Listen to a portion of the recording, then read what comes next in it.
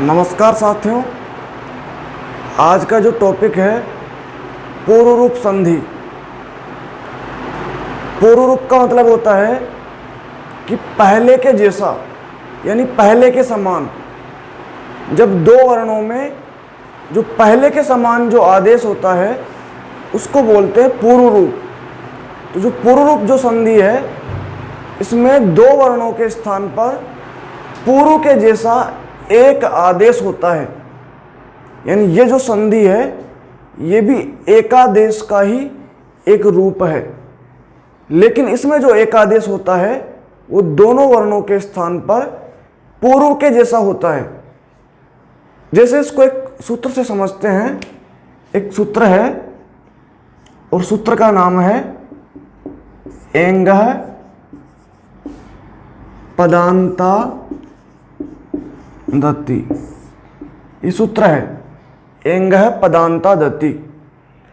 इसको समझने के लिए ये जो एंगः है इसका मतलब है एंग, और एंग का तात्पर्य है ए ओ। यानी जो एंग जो है ये प्रत्याहार है, और इस एंग प्रत्याहार का जो तात्पर्य है वो यह है कि ए ओ, और बाद में जो लिखा है वो लिखा है पदान्तात अति। ये जो अति है इसका मतलब है कि अ पर में रहने पर, यानी बाद में रहने पर, अ बाद में रहने पर यानी पदांत में रहने पर ये जो ए ओ है इसके जैसा पूर्व रूप होगा। जैसे इसको एक उदाहरण से समझे कि एक उदाहरण दिया, हरे अवर।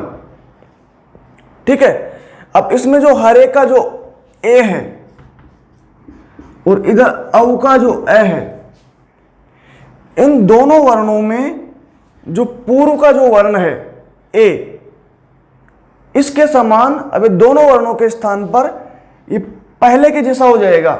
यानी ए और ए दोनों के स्थान पर क्या हो जाएगा, ए। अब इसका जो रूप बनेगा वो बनेगा हरेव।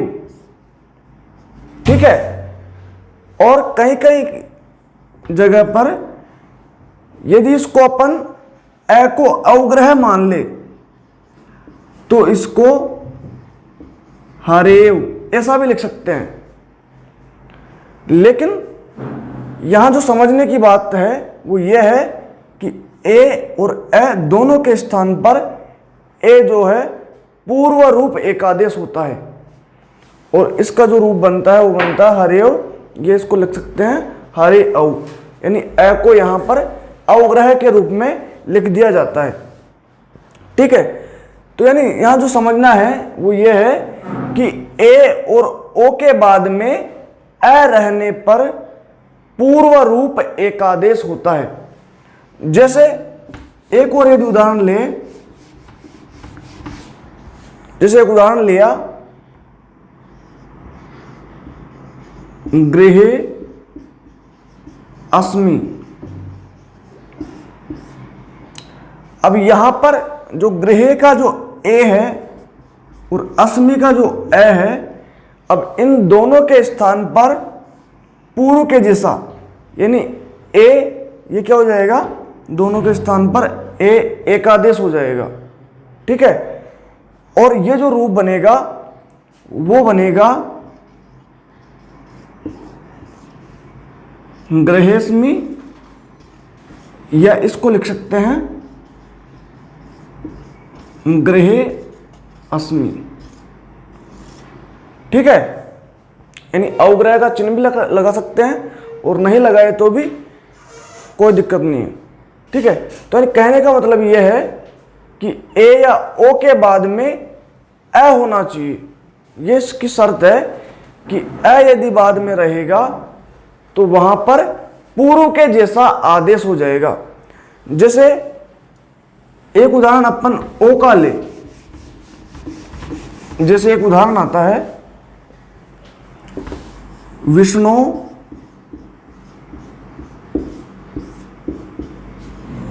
औ। ठीक है, तो यहां पर जो विष्णु का जो ओ है और इधर अव का जो ए है, इन दोनों के स्थान पर पूर्व रूप है नहीं ओ, यह आदेश हो जाएगा। ठीक है, यानी ओ और ए दोनों के स्थान पर पूर्व के जैसा जो पूर्व रूप जो ओ है, ये एक आदेश हो जाएगा। यानी ओ और ए दोनों को मिला करके उनके स्थान पर पूर्व रूप ओ हो जाएगा।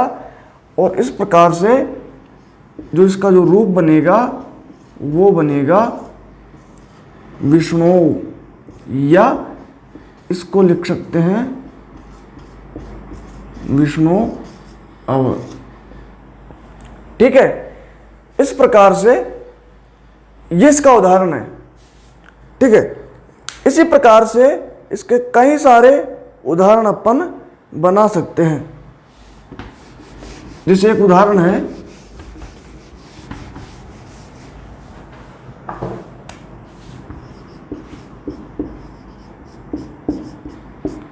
साधो अपेहि। ठीक है, तो यहां पर जो साधो का जो ओ है, अपेहि का ए है, इन दोनों के स्थान पर पूर्व रूप ओ एक आदेश हो जाएगा। ठीक है, और जो रूप बनेगा वो बनेगा साधो पेहि, या लिख सकते हैं इसको साधो अपेहि। इस प्रकार से इसके उदाहरण बनते हैं। तो कहने का मतलब यह है कि जो पूर्व रूप जो संधि है, इसमें एंग यानी एंग प्रत्याहार ए और ओ के बाद में ए हो, तो यहां पर दोनों वर्णों के स्थान पर पूर्व रूप एकादेश हो जाता है। अब पूर्व रूप का जो सीधा सीधा जो अर्थ है वो ये कह सकते हैं कि ए या ओ, इन दोनों को ही पूर्व रूप कहेंगे।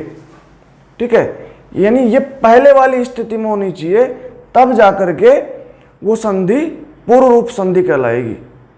तो ये आपके समझ में आया होगा। इसी प्रकार से अगली क्लास में देखेंगे। धन्यवाद।